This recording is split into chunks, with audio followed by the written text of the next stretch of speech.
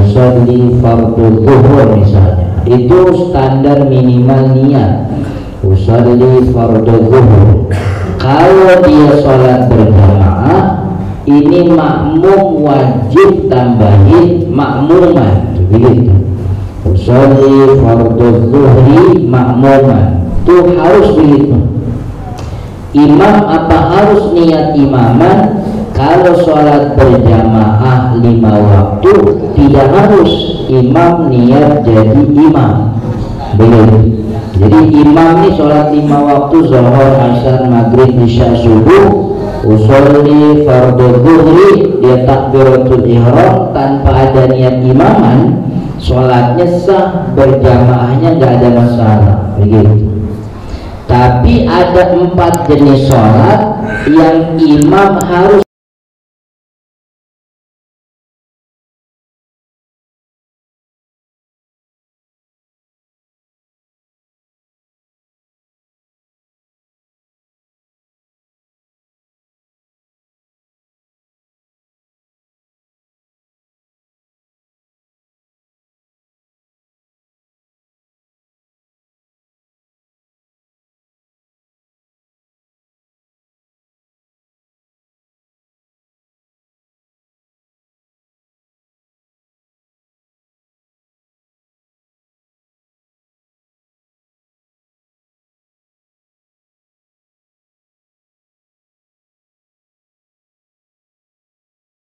kifayah.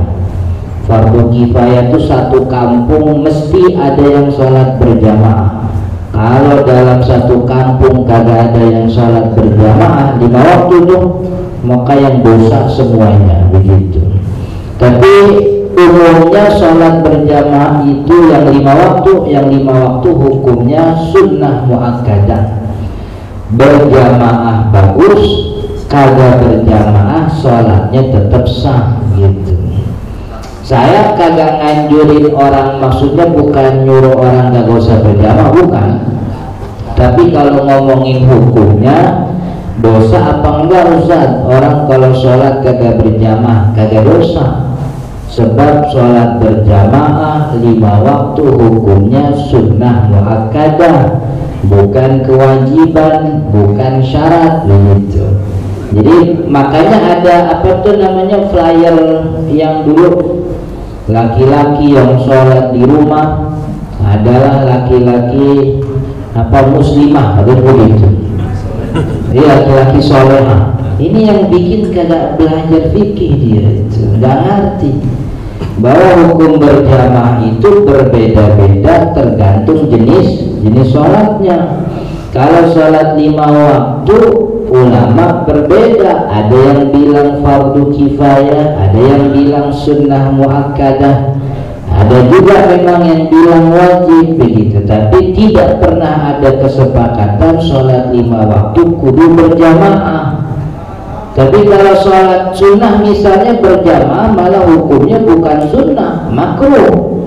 Kayak sholat qobliyah, ba'diyah, sholat duha, witir di luar Ramadan, itu justru berjamaah itu hukumnya khilaful aula, tidak utama, nggak bagus, bagusnya sendiri-sendiri.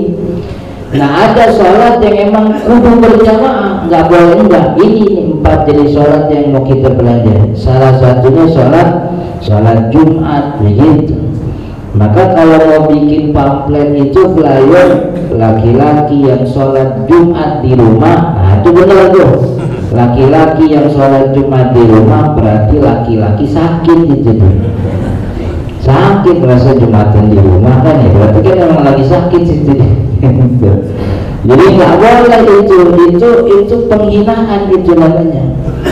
Masa Allah sudah memuliakan kita kemudian dihinakan lagi katanya laki-laki muslimah. Itu kan berarti juga artinya yang namanya perempuan sholihah itu kagak boleh sholat di masjid jadinya. Sebab yang sholat di masjid itu adalah laki-laki muslim.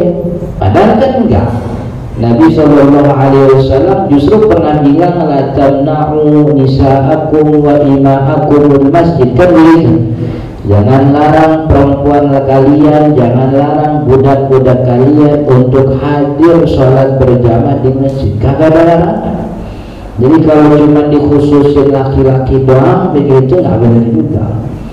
Makanya dulu ada istilah itu di dalam bahasa Arab, apa tuh? Al-hamasatu bi ghairi ilmin tanqalibu fi'lan ila al-hamaqah. Semangat yang menggebu-gebu dalam masalah agama, tapi kalau tidak dibarengi dengan ilmu, itu bisa menjadi kebodohan. Begitu akhirnya. Yang akhirnya malah mengkerdilkan si orang yang membuat seruan tadi. Kita juga ngerti maksudnya biar orang sholat berjamaah, benar begitu. Tapi kalau kemudian dilabeli orang yang sholat di rumah katanya laki-laki solehah, itu kagak boleh begitu. Nggak boleh. Mau kita juga bilang tuh, bapak-bapak yang akikahin anaknya di tukang akikah, bapak-bapak apaan tuh begitu tuh. Sebab kalau orang muslim yang beneran muslim, akikah buat anak dimotong diri kambing begitu. Berani kagak dia pernah memotong kambing itu sendiri? Karena dulu Nabi Muhammad SAW akikahnya kagak dikasih orang. Hasan Hussein di akikahnya dipotongin sama Nabi. Jadi kalau kita punya anak laki, akikah kita sendiri yang motong begitu. Itu kan kudunya begitu. Tapi kan nggak ada ulama bilang kudu motong diri, kagak begitu. Boleh diwakili begitu. Jadi emang kudu kudu ngerti hukum syariah gitu. Kalau tiba ngajak mah ngajak aja, ngajak orang sholat berjamaah begitu. Ini saya ngomong begini bukannya nyuruh kagak usah berjamaah, bukan gitu. Berjamaah mestinya berjamaah. Kalau bisa tiap 5 waktu berjamaah kan ya. Cuman kalau ngomongin hukum ini dosa apa kagak, ceritanya beda begitu. Kalau berjamaah, anjuran berjamaah ya gitu sih anjur. Bahwa banyak kebaikan yang ada pada sholat berjamaah yang itu kita nggak bisa dapat kalau lagi sholat sendiri. Lagi sholat sendiri nggak bisa. Dari mulai langkah kita ke masjid tuh, satu langkah menggugurkan dosa sekaligus mengangkat derajat, kan begitu. Jadi tiap langkah makin jauh langkah kita, makin banyak dosa kita yang digugurkan. Makin banyak langkah kita, makin banyak derajat kita yang ditinggikan oleh Allah Subhanahu wa Ta'ala. Yang jalan kaki tuh ya, yang naik motor gak ada hadisnya tuh. Naik motor, naik mobil. Kayak yang jalan kaki tuh ada hadisnya. Tahu naik motor ada peka tuh parah. Itu makin banyak langkahnya kan begitu. Itu nggak dapat kita di rumah. Di rumah apa kita ngelangkah kan kagak. Di situ-situ aja ngejebak doang kan begitu. Nggak ada langkahnya. Kemudian kalau berjamaah nanti di masjid, di mushola ketemu sama saudara muslim kita, ngasih salam tuh assalamualaikum, ada pahalanya. Kemudian salaman nih, kata Nabi, "Mamin muslimaini yaltaqiyani fayatasafahani illa ghufira lahuma ma lam yatafarraqu." Orang muslim yang berdua, orang dua muslim bertemu kemudian bersalaman, maka Allah ampuni dosanya sampai misah, sampai dia berpisah. Jadi kalau perlu tangannya ditempelin terus. Kalau belum lepas dia makin banyak dosa yang diampuni kan begitu. Itu nggak dapat tuh sholat di rumah. Kemudian nyampe masjid, nyampe musola, ada muazin lagi azan, kita jawab azan. Gitu di rumah kira-kira jawab azan apa enggak? Kagak. Jawab azan enggak orang kagak kedengeran gitu. Tapi gara-gara di masjid kita jawab azan. Setelah jawab azan kemudian baca doa azan di masjid, baca doa azan. Allahumma rabb hadhihi da'wah. Kan ya? Yang itu kita nggak pernah lakuin kalau sholat di rumah. Nggak ada jawab azan, baca azan. Kata Nabi Muhammad, orang yang jawab azan maksudnya mengikuti apa yang dikatakan oleh muazzin. Kemudian dia berdoa, Allahumma rabb hadhihi da'wati tammah wa sholatil qa'imah dan seterusnya. Halat lahu syafaati yaumal qiyamah. Syafaatku halal bagi dia nanti. Jadi nanti di akhirat orang-orang yang jawab muazzin kemudian doa azan setelahnya dapat syafaatnya Nabi Muhammad SAW. Di rumah nggak bisa begitu. kemudian ikut qobliyah kan ya, habis azan sebenarnya sih dia mau langsung duduk aja begitu, namanya ogah kan begitu, mengkirikan pada qobliyah, ayo dia qobliyah gitu. Di rumah kagak bisa dia qobliyah, nggak bisa dia qobliyah. Habis qobliyah kemudian sambil nunggu iqomah dia zikir, yang itu kagak kita lakuin di rumah itu. Zikir, kemudian nunggu iqomah dia berzikir sampai kemudian sholat berjamaah dikerjakan.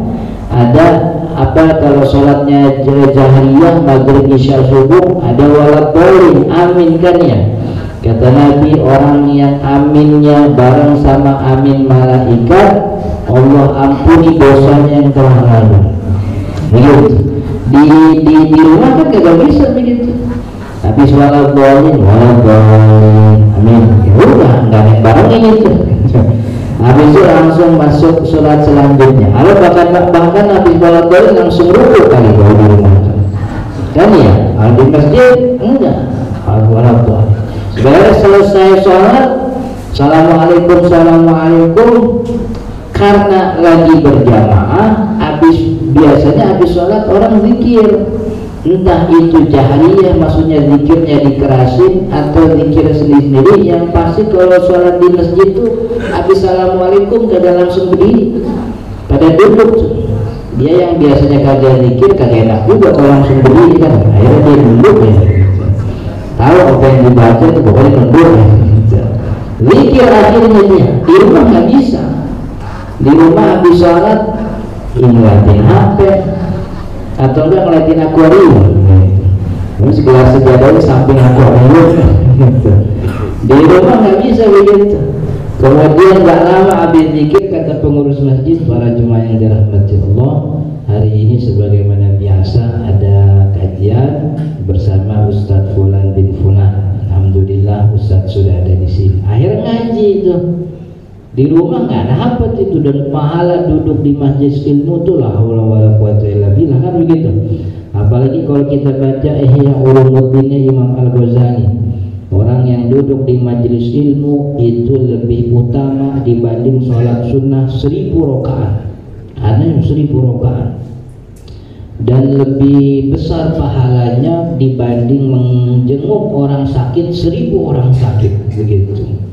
Bahkan lebih besar nilainya daripada sholat jenazah 1000 jenazah. Orang yang duduk di majelis ilmu begitu. Walaupun hadisnya ini jadi masalah juga diperdebatkan oleh ulama, tapi itu yang disebutkan oleh Imam Al-Ghazali dalam Ihya. Orang duduk di majelis ilmu kayak begini nih lebih besar dibanding sholat sunnah 1000 rakaat, lebih baik daripada mensolati 1000 jenazah, lebih banyak pahalanya dibanding menjenguk 1000 orang sakit.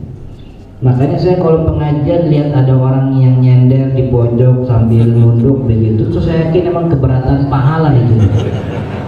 Banyak banget pahalanya emang, saking beratnya nunduk gitu. Saya di mana-mana kalau ngajar begitu ada orang begitu saya kagak omelin, biarin aja. Emang lagi nikmatin pahala itu dia. Pahalanya banyak itu duduk di majelis. Dan itu kita nggak bisa dapat di rumah itu. Maka daripada itu, ngomongin anjuran berjamaah sama hukum berjamaah beda. Ada berjamaah yang hukumnya sunnah muakkadah, ini 5 waktu sholat berjamaah hukumnya sunnah muakkadah. Ada yang berjamaah hukumnya fardu kifayah. Kata Imam Nawawi ini keluar, maksudnya pandangannya berbeda daripada pandangan mazhab Imam Syafi'i. Beliau bilang sholat berjamaah hukumnya fardu kifayah. Tapi sholat berjamaah yang hukumnya wajib itu Imam Ahmad bin Hanbal. Jadi kalau ada yang bilang sholat berjamaah itu kudu wajib,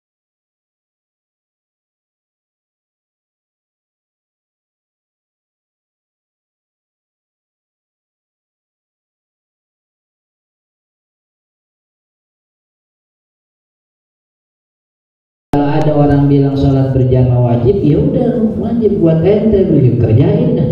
Tapi jangan kemudian menyalahkan orang yang nggak sepaham sama dia. Kita sih nggak bilang sholat berjamaah wajib, begitu. Karena dalam kitab-kitab fikih kita sebutin sholat berjamaah hukumnya sunnah muakkadah gitu.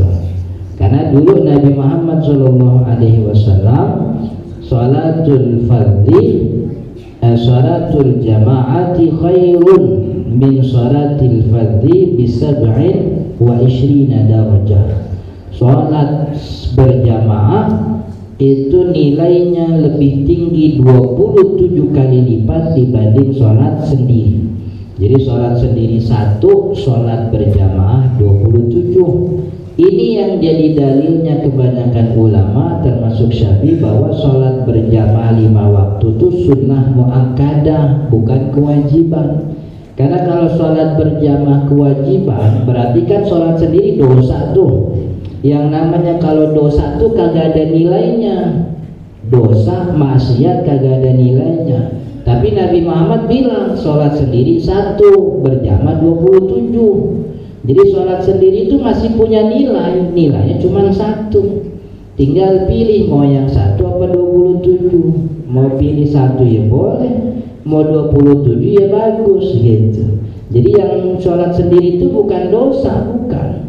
Sebab Nabi Muhammad bilangnya lebih mulia 27 kali lipat begitu.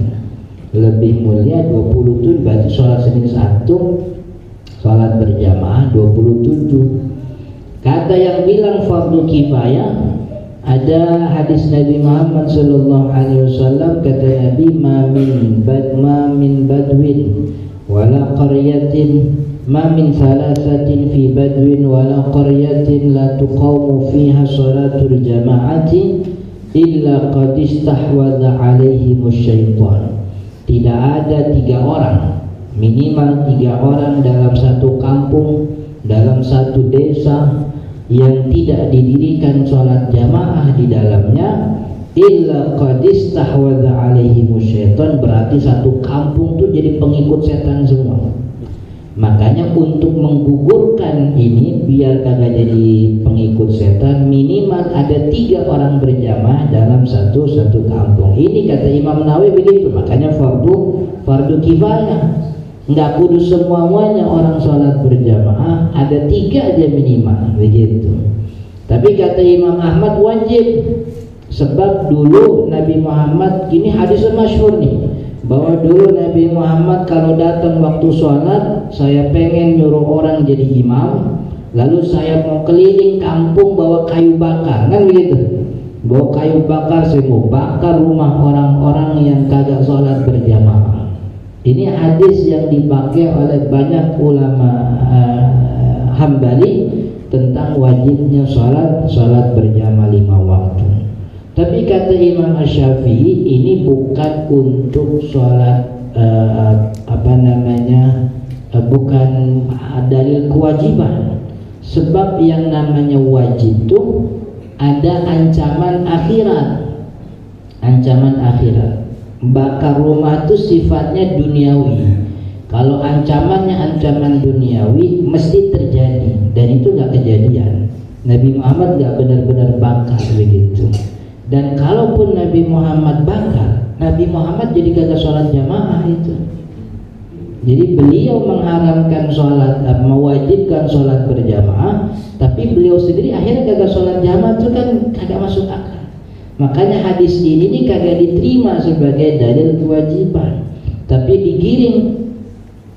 digiring pemahamannya oleh ulama kita bahwa hadis ini buat orang-orang munafik. Dulu di Madinah orang munafik banyak tuh, model Abdullah bin Ubay bin Salul, orang munafik. Jadi ngikutin Nabi setengah-setengah, mau murtad kagak berani begitu. Sebab ibaratnya dulu dia tuh ini, kalau bahasa kita apa sih, akamsi, tau gak akamsi? Dari dulu udah bangun reputasi di Yathrib, di Madinah, punya kenalan ini, punya kenalan itu, dihormati. Tiba-tiba datang itu Nabi Muhammad SAW.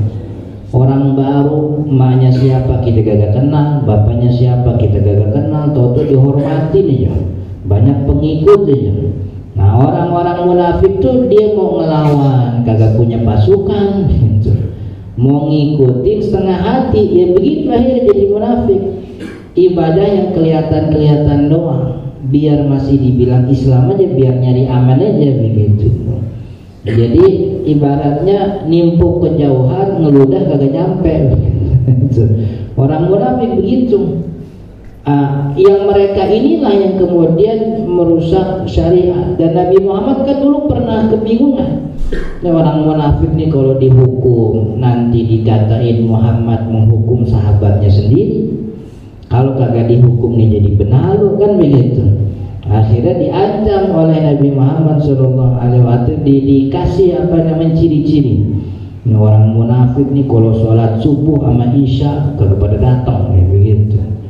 Sebab kalau isya sama subuh kan kagak kelihatan, gelap kan ya. Orang munafik mana mau sholat kagak kelihatan orang. Orang munafik tuh kalau ibadah bawa kamera dia begitu. Dia biar diliput, capek-capek gue bangun subuh kagak ada yang ngeliput kan saya kan gitu.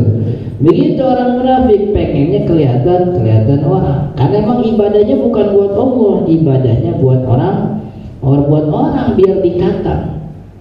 Maka itu juga ancaman buat mereka nih orang munafik, sholatnya kalau kelihatan doang, pengen gue bakar, begitu kalau bahasa kita, pengen gue bakar. Jadi hadis itu untuk orang-orang munafik gitu. Tapi sebenarnya nggak ada masalah. Orang mau bilang sholat berjamaah wajib. Saya kemarin belajar sama Ustadz Fulan, katanya sholat berjamaah 5 waktu itu wajib. Itu bagus itu. Cuman jangan dibilang sholat di rumah itu dosa. Ini kagak benar ini begini. Gitu. Sebab 5 waktu berjamaah hukumnya masih tidak disepakati. Ada yang bilang sunnah muakkadah, ada yang bilang fardu kifayah, ada yang bilang wajib. Tapi ada sholat yang memang berjamaah itu harus. Nah itu yang memang kudu ditekankan. Maksudnya nggak boleh nggak berjamaah, harus berjamaah. Ini yang kita mau bahas. Dan dalam sholat yang harus berjamaah, syaratnya memang berjamaah. Imam yang tadinya boleh niat sendiri, dia harus diwajibkan niat jadi imam. Gitu. Jadi niatnya usolli fardhu al-jumu'ati, nggak boleh langsung lillahi ta'ala. Jadi tambahin imaman. Karena sholat Jumat nanti ada sholat yang lain. Gitu. Ini yang kita bahas ini, sholat yang memang berjamaah itu menjadi keharusan, nggak boleh enggak. Arba'un, ada 4 jenis sholatnya. Yang pertama al-jumu'atu, yaitu sholat Jumat itu jadi syarat berjamaah, bukan lagi kewajiban. Ini menjadi syarat sah. Kalau kagak berjamaah, sholatnya jadi kagak sah. Kalau ada orang yang ketiduran, misalnya bangun jam 1:30 ketiduran dia, maka kewajibannya nggak bisa Jumatan, karena syarat Jumatan harus berjamaah, dan berjamaahnya minimal 40 orang gitu. Maka kalau dia kesiangan bangunnya jam 1:30, ya berarti sholat zuhur. Kecuali dia ketiduran sama 40 orang yang lain tuh gitu, bareng gitu. Satu mes ketiduran 40 orang gitu. Jam 1:30 bikin Jumatan dah gitu.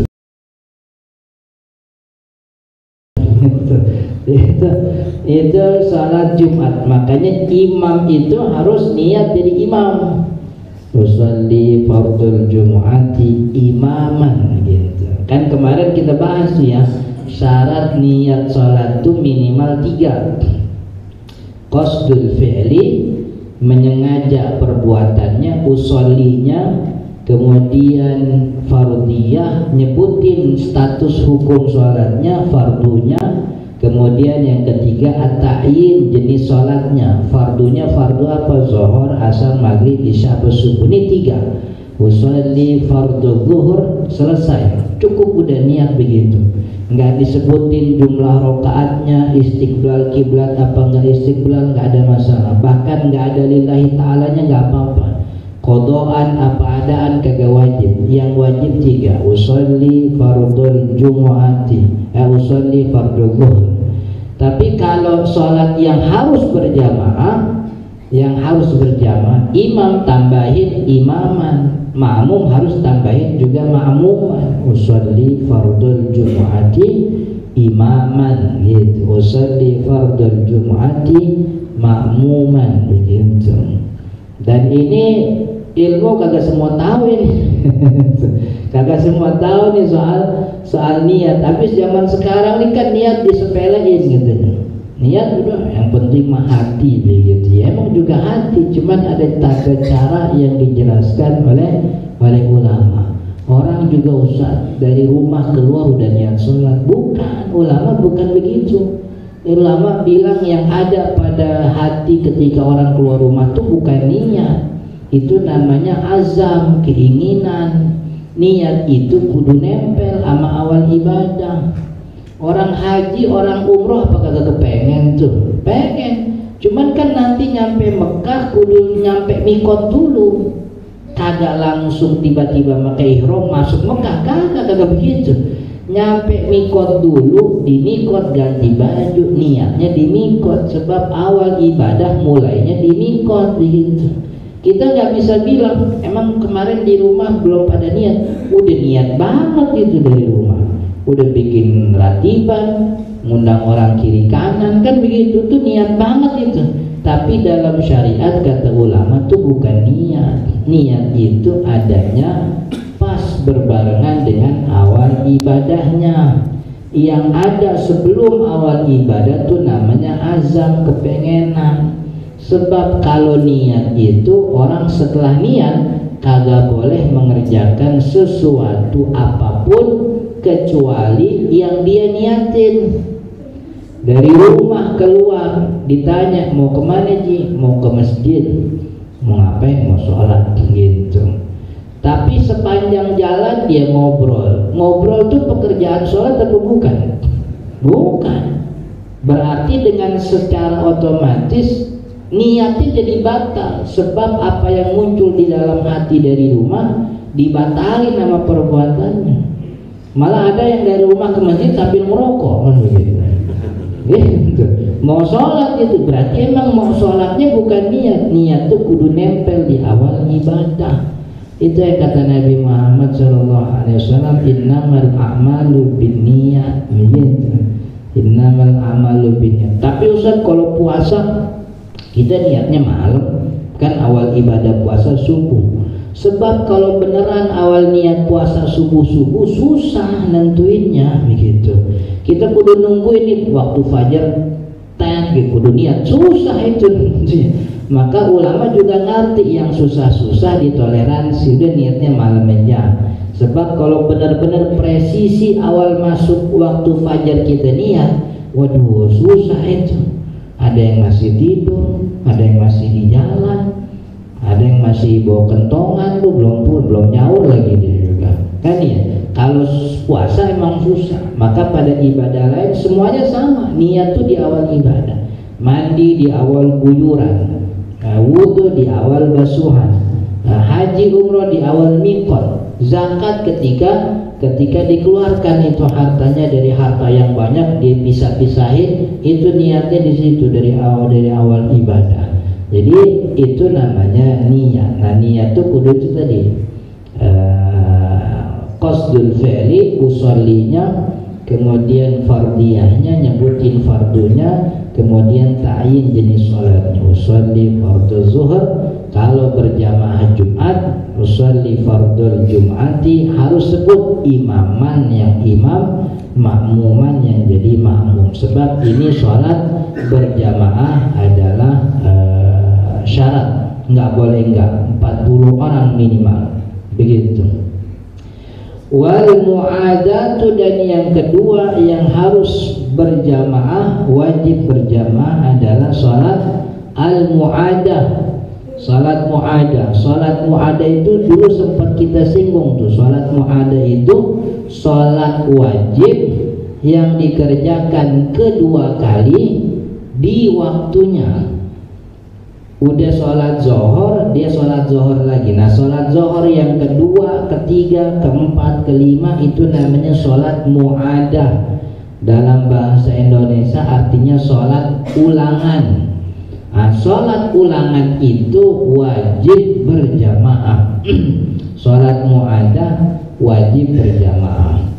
Kenapa ini wajib berjamaah? Sebab sholat mu'adah emang disyariatin untuk mendapatkan pahala jamaah. Jadi dulu Nabi Muhammad SAW, kalau nggak salah waktu kejadian haji wada atau Fathul Makkah, sama kayak model kita nih.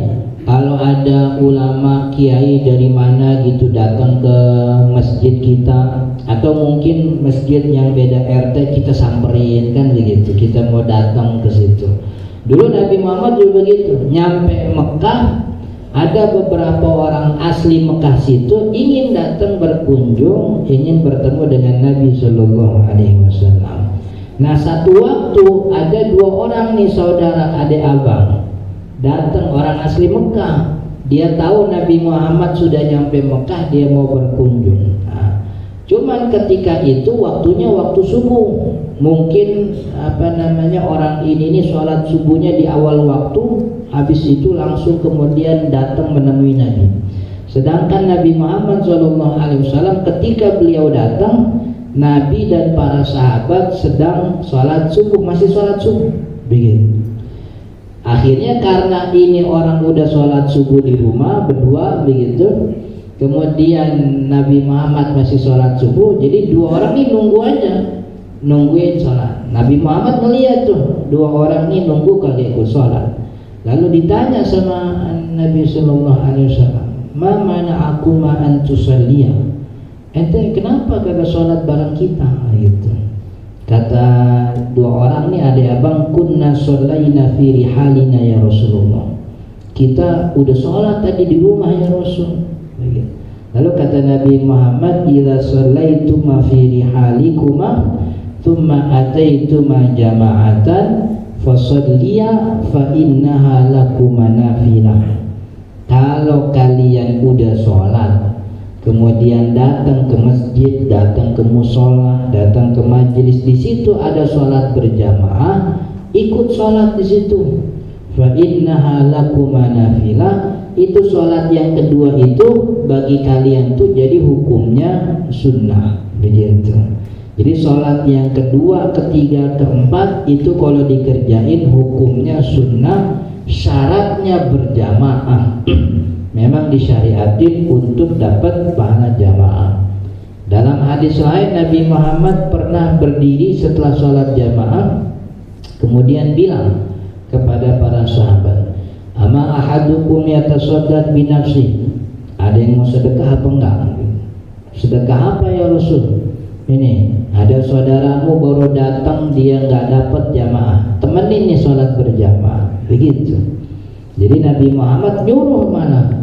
Maka daripada itu kita juga boleh, bukan boleh malah sunnah. Habis sholat berjamaah zuhur, kemudian wirid zikir, habis zikir kemudian lihat ada orang baru masuk, ada sih jamaahnya cuma 2 orang, gue temenin lah biar banyak 3 begitu. Dan ini nggak terbatas sholat apa, maksudnya sholat 5 waktu yang mana? Zuhur boleh, asar boleh, maghrib boleh, isya boleh, subuh boleh. Karena kejadian di hadis Nabi itu sholat subuh, katanya kan setelah sholat subuh kagak ada sholat lagi. Itu yang kagak ada sholat itu sholat sunnah mutlak. Kalau sholat mu'adah mah boleh, gak ada masalah begitu. Jadi sholat mu'adah syaratnya berjamaah. Ketika orang sholat mu'adah, imamnya harus imaman kalau dia jadi imam. Kalau dia jadi makmum, dia juga harus disebut makmuman, karena ini berjamaah hukumnya syarat begitu. Cuman yang jadi masalah, kalau kata Syekh Nawawi, sholat mu'adah itu cuman boleh sekali doang. Kalau kata Syekh Nawawi, i'adatuha marratan wahidatan faqat 'alal mu'tamad. Pandangan yang mu'tamad bagi kami, kata Syekh Nawawi Banten, itu cuma sekali doang. Jadi orang udah sholat zuhur, dia mau ngulang lagi sholatnya cuma sekali aja. Wa qala al-Muzani, tapi kata Imam al-Muzani, tu'adu 25 marrah. Itu boleh sholat mu'adah dikerjakan sampai 25 kali. Jadi sampai 25 kali nih udah beres sholat, ada orang jamaah ikut lagi begitu. Seberes sholat ada yang jamaah ikut lagi gitu sampai 25 kali. Wa kana yaf'aluha kadzalik. Bahkan Imam Al-Muzani begitu dia kerjaannya. Imam Al-Muzani itu muridnya Imam Asy-Syafi'i. Jadi Imam Al-Muzani itu murid Mesir apa Baghdad ya, saya lupa. Beliau tuh tukang ngedikte, apa namanya, tukang nulisin fatwanya Imam Asy-Syafi'i. Itu Imam Al-Muzani punya kitab namanya Al-Mukhtasar, Mukhtasar Muzani. Dan hampir kebanyakan kitab-kitab madhab Syafi'i itu lahirnya dari Mukhtasar Al-Muzani. Jadi Mukhtasar itu disyarah, dipendekin lagi, disyarah, dipendekin lagi, itu Mukhtasar Al-Muzani. Bahkan dalam biografinya itu ada beberapa ulama nulis, Imam Al-Muzani itu setiap kali nulis masalah fikih dari Imam Asy-Syafi'i, itu sebelum nulis dia sholat dulu 2 rakaat. Jadi setiap bukan satu bab tuh, kalau satu bab panjang, satu masalah. Ini babnya bab sholat nih, kan ada masalah sholat berjamaah, ada masalah sholat sendiri, ada masalah sholat. Setiap masalah itu beliau sholat 2 rakaat. Ya, apa namanya, Imam Al-Muzani. Jadi berapa banyak tuh sholat 2 rakaat yang beliau kerjakan, karena masalahnya banyak begitu. Itu Imam Al-Muzani. Nah, Imam Al-Muzani katanya 25 kali boleh mu'adah begitu. Wa qala Syekh Abdul Hasan Al-Bakri tu'adu min ghairi hasan. Kata Syekh Abu Hasan Al-Bakri, boleh diulang sholat mu'adah itu dikerjain min ghairi hasrin, kagak ada batas. Malam yakhrujil waktu, selama tidak keluar waktunya. Jadi kalau waktu sholatnya masih ada, nggak apa-apa terus diulang begitu. Jadi kapan waktu ya kita juga bisa begini, sholat berjamaah di masjid, kemudian pulang ke rumah melihat istri belum sholat, ya udah berjamaah aja sama istri. Istrinya sholat wajib waktu itu. Kalau kita, karena kita sholat ulangan, kita sholatnya sholat sunnah mu'adah gitu. Ini dikerjakan oleh sahabat Nabi, termasuk Nabi SAW mengerjakan. Salat mu'adah yang dikerjakan oleh Nabi Muhammad SAW itu salah satunya ketika salat dalam peperangan. Jadi kan bentuk bagaimana Nabi Muhammad mengerjakan salat dalam peperangan itu ada berapa tuh? 1, 2, 3, 4, ada kira-kira 5 atau 6 model. Salah satunya Nabi Muhammad bikin 2 pasukan. Pasukan pertama ngadep musuh, jaga-jaga. Pasukan kedua ngadep kiblat, sholat berjamaah sama Nabi. Yang ngadep kiblat sholat berjamaah sama Nabi sampai selesai, assalamualaikum, gantian. Pasukan yang jaga musuh tadi kemudian jadi sholat sama Nabi. Nah, pasukannya sholat pertama itu sholat wajib, sedangkan Nabi Muhammad sholatnya udah sholat yang kedua. Makanya itu jadi sholat mu'adah begitu. Itu harus berjamaah. Dan sholat yang pertama syaratnya nih, selain dia harus berjamaah, syaratnya sholatnya kagak boleh sholat tayamum. Jadi maksudnya kalau dia sholatnya gara-gara tayamum, nggak boleh ngulang sholat. Sebab orang yang sholatnya gara-gara tayamum kan masih punya kewajiban sholat lagi. Kalau ketemu air kan dia kudu lagi tuh. Ini kita johor nih, kita bukan musafir, diem aja di rumah, terus air kagak ada, kita tayamum dah.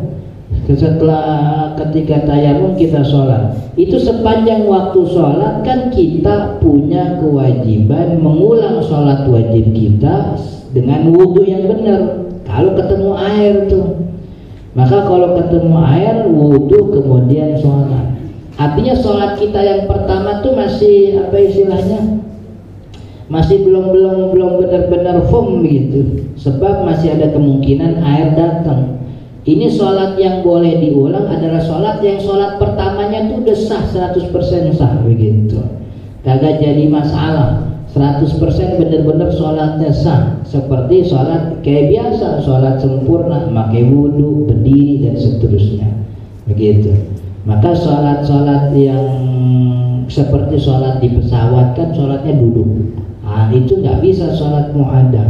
Sebab sholat yang pertama aja masih belum firm, masih belum benar, apa namanya, kalau bahasanya orang hukum ingkrah kan begitu.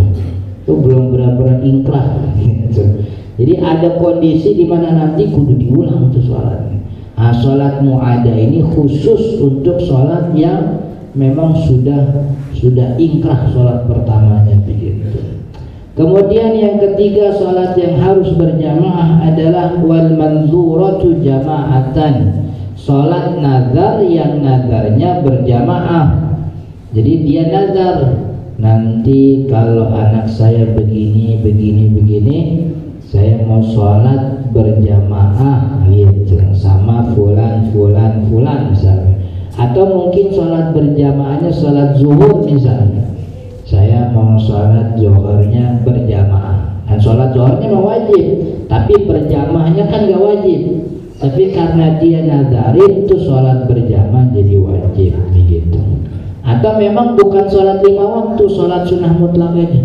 Nanti kalau adik begini, papa nazar, papa mau sholat malam berjamaah di majelisnya fulan, majelisnya fulan.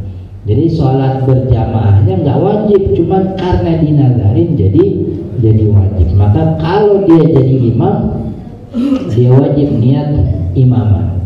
Tapi kalau dia jadi makmum, dia juga wajib niat makmuman begitu.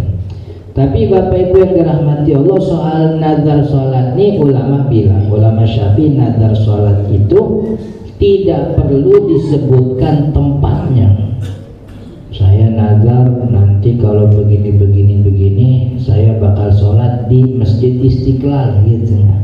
Itu nazar sholat yang disebutin tempatnya, nazarnya sah tapi tempatnya batal. Tempatnya batal itu maksudnya nggak mesti diturutin. Sebab yang namanya sholat itu paling bagus itu sholat di tempat terdekat. Kalau emang kudu keluar, kalau emang harus keluar, itu keluar cuma ketiga tempat doang: Masjidil Haram, Masjidil Nabawi, dan Masjidil Aqsa. Jadi kalau nazar tempat sholat bolehnya cuma 3 doang. Kan kata Nabi Muhammad, la tusyadzur rihal.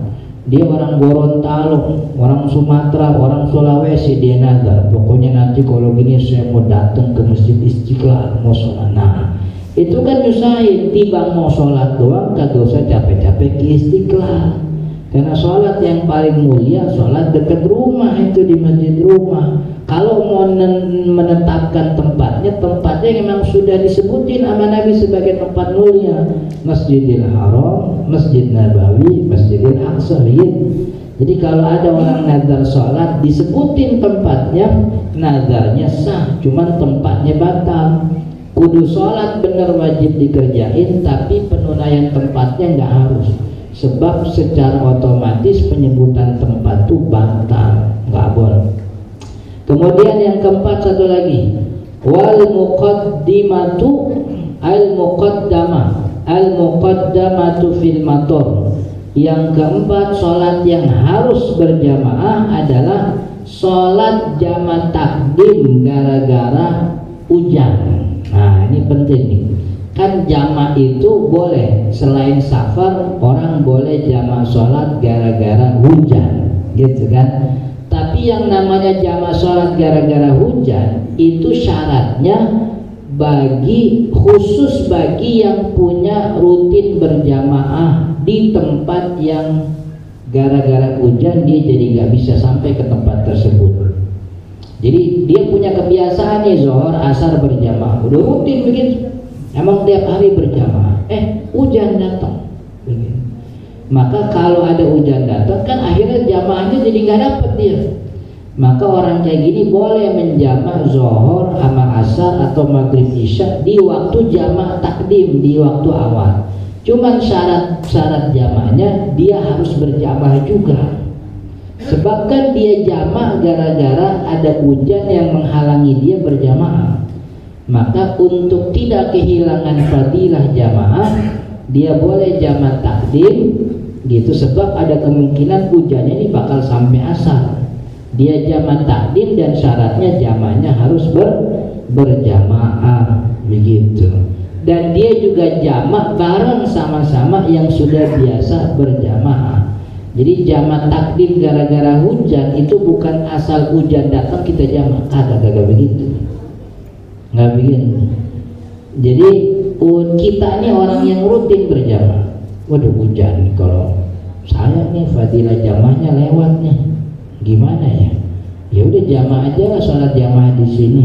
Terus tapi kalau hujannya bisa sampai asar kan 2 kali jamaah, ya udah jamaah takdim nggak apa-apa. Cuman jamaah takdim syaratnya harus berjamaah begitu. Dan ini bukan asal aja, maksudnya asal ada hujan kita boleh jamaah, enggak gitu. Asal kayak kemarin tuh ya, ada orang asal hajatan dia jamaah begitu. Padahal hajatan bukan sebab jamaah itu. Mana ada kemarin nonton Indonesia Jepang dia jamaah maghrib isya. Padahal nonton bola bukan sebab jamaah itu. Emang orang udah pada kagak patuh sama ulama sekarang. Orang kagak patuh sama ulama, pandangan madhab diabaikan begitu. Diajarin katanya so tahu, diajarin katanya ribet begitu. Jadi ya begitu akhirnya.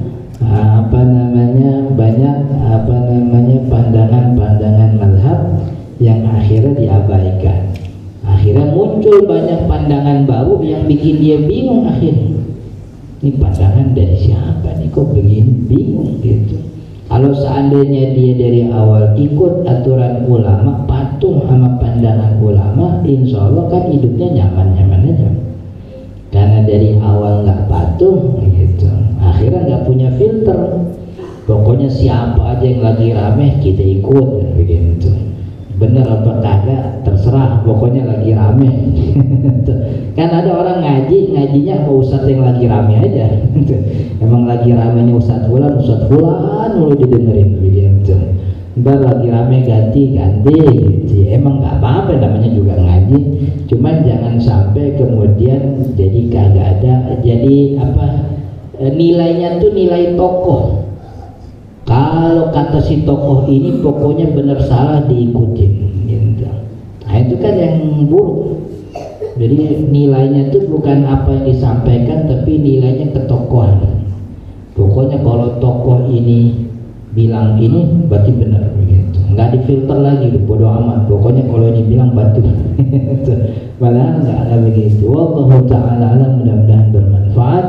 Insyaallah lanjut tentang apa tuh syurutul qudwati, syarat-syarat berjamaah, insyaallah di pertemuan akan datang. Sebelum ditutup, kalau ada pertanyaan silahkan.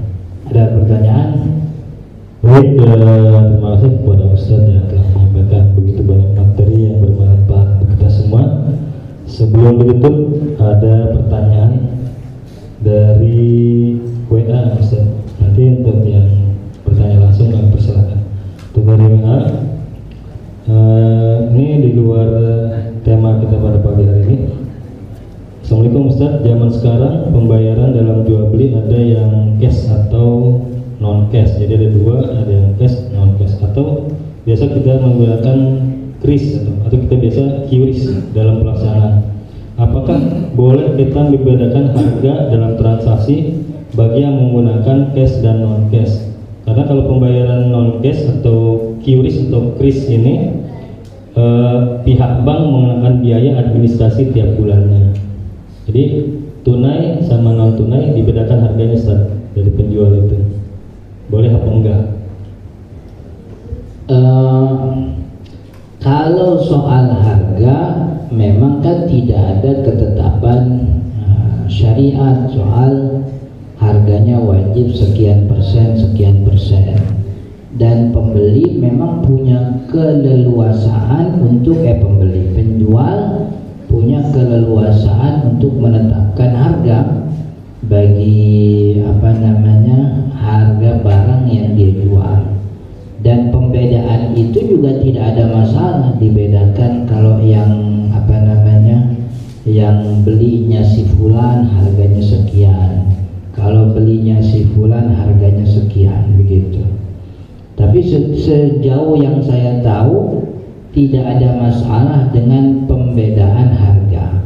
Yang kagak boleh itu kalau sudah akad, sudah kobil tuh, sudah jalan itu jual beli, tiba-tiba si penjual merubah harganya di tengah-tengah begitu. Udah sepakat nih kita mobil jual berapa? 70 juta misalnya. Deal nih DP-nya.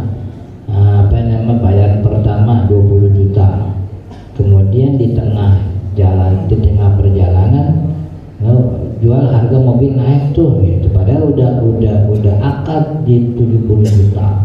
Tapi kalau sebelum akad, sebelum terjadinya arukun tuh sama-sama iya antara si penjual pembeli, si penjual punya hak untuk menentukan harganya berapa aja, dan pembeli juga punya hak untuk menawar. Artinya kalau penjual menetapkan harga sekian untuk harga barangnya jika dibayarnya pakai ini, lalu harganya sekian jika bayarnya cash, saya melihatnya nggak ada masalah. Tidak ada rukun jual beli, syarat jual beli yang terabaikan begitu. Sebab memang harga itu dikuasai oleh si penjual. Nanti kalau pembeli nggak mau beda-beda begitu, ya kan emang kagak wajib beli pembeli gitu. Dia suka sama barangnya, dia cocok sama harganya, beli. Dia kagak cocok, ya udah. Gitu. Jadi nggak ada tidak saya kan nggak begitu nggak begitu ngikutin perkembangan jual beli modern. Muamalat yang saya pelajari juga muamalat jadul, muamalat kitab fikih. Kalau diukur dari muamalat kitab-kitab klasik, perbedaan harga dari penjual untuk jenis pembeli dan pembayaran itu tidak ada masalah, tidak ada rukun syarat jual beli yang terbengkalai begitu. Oke? Baik. Satu lagi. Dua. Assalamualaikum warahmatullahi wabarakatuh. Pertanyaannya saya nanti tentang sholat, Ustaz. Karena sholat yang paling penting. Kalau yang tadi itu buat saya nggak penting. Ya sebab saya kalau belanja di warung nggak pernah di mall. Online aja saya nggak pernah. Iya, emang nggak penting buat saya. Yang penting ini kita buat sholat. Iya, jadi pertanyaan saya ini masuk inti aja ya pertanyaannya. Iya, kalau kita umpama lagi sholat sunnah di masjid, ada kita sholat sunnah, ada yang orang baru datang, dia kira kita lagi sholat wajib, dan kita dicolek dari belakang. Nah, itu jadi kita gimana tuh? Nah, niat kita yang dicolek sedangkan kita lagi sunnah, apakah kita kasih isyarat, Mas saya lagi sholat sunnah? Ya apa bagaimana? Apakah kita yang niatnya sholat mu'adah yang tadi itu? Ya, saya rasa ini pertanyaannya cukup sekian. Buah ini buah zaitun, luarnya matang, dalamnya mentah. Hari ini agak ada pantun karena saya pengen datang ke tempat Gus Miftah.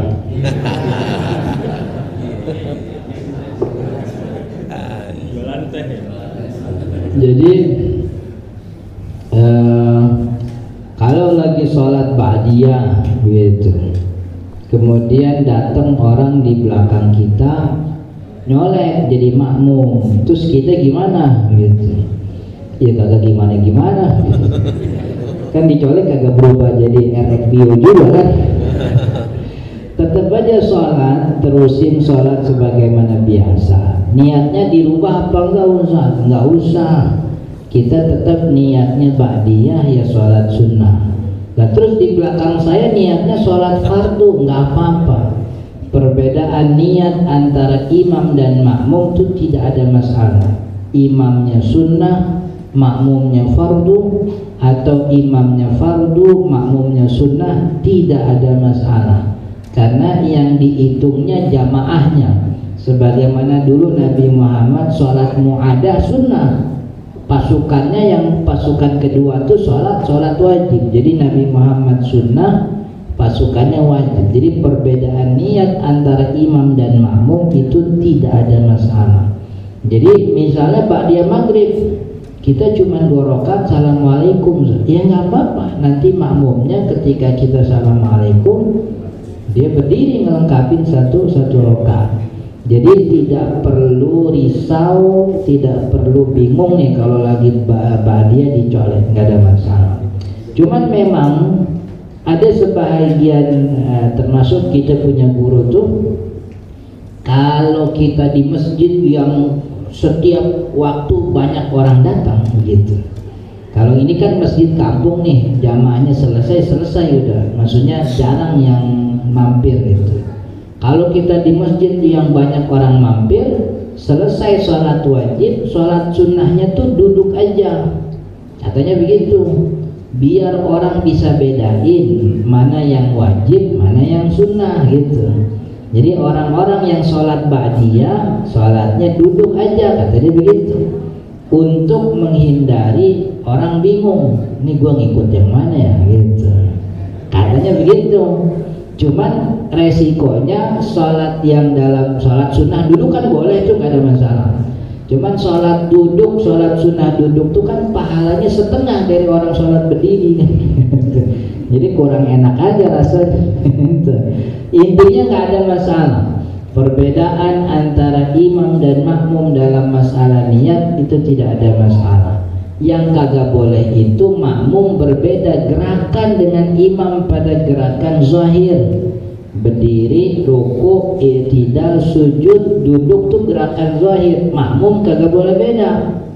Jadi yang disebut makmum menyelisih imam tuh kalau imamnya sujud, makmumnya ruku, tuh namanya menyelisih tuh gitu.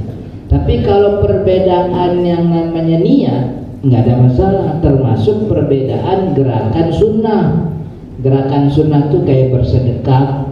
Ini kan gerakan sunnah nih, nggak mesti misalnya kitanya di perut, nggak ada masalah.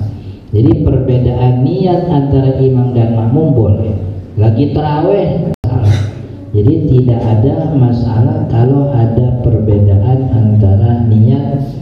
Kita lagi di mall nih, di mana makmum jadi makmum sholat maghrib, man imam kagak ada suaranya, kagak ada aminnya, bikin nggak apa-apa, baca fatihahnya sendiri begitu, amin diri aja gitu. Habis itu ruku ya ruku. Jadi mengeraskan bacaan atau mensenyapkan bacaan itu bukan rukun sholat. Nggak ada masalah orang sholat maghrib, sholat isya tapi suaranya tidak dikeraskan. Wallahu ta'ala alam. Ada lagi nggak? Ada lagi atau cukup ya? Ibu-ibu ada yang mau nanya nggak? Nggak, cukup Ustaz. Kita baca surat Al-Fatihah, mudah-mudahan orang tua kita, guru-guru kita, kerabat kita yang sedang dalam keadaan sakit diberikan kesembuhan oleh Allah, yang sedang dalam keadaan susah diberikan jalan keluarnya, yang sedang kekurangan diberikan kecukupan oleh Allah Subhanahu wa taala. Al-Fatihah.